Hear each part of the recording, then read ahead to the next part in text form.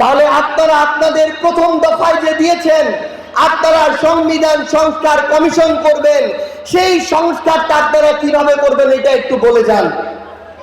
তারা তাদের জায়গা থেকে প্রতারণা শুরু করেছে।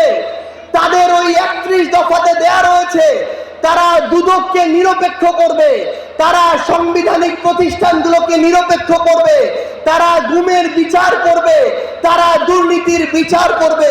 কিন্তু তাদের জায়গা থেকে আমরা দেখছি এই মানবাধিকার, এই গুম কমিশন, এই দুদকের যে কমিশন, প্রত্যেকটার সংস্কারের যে অধ্যাদেশ সেগুলো বাতিল করার জন্য তারা সুপারিশ করেছে।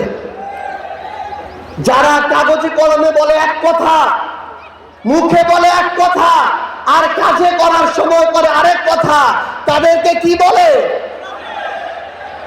তারা এই নির্বাচনের পরে 1.5 মাস যেতে না যেতে এই কাজগুলো করা শুরু করেছে। শুধুমাত্র জনগণের ভোট নামক আমানতের সাথে এই প্রতারণা করার জন্য তাদেরকে জনগণের আর ভোট দেওয়া উচিত হবে না।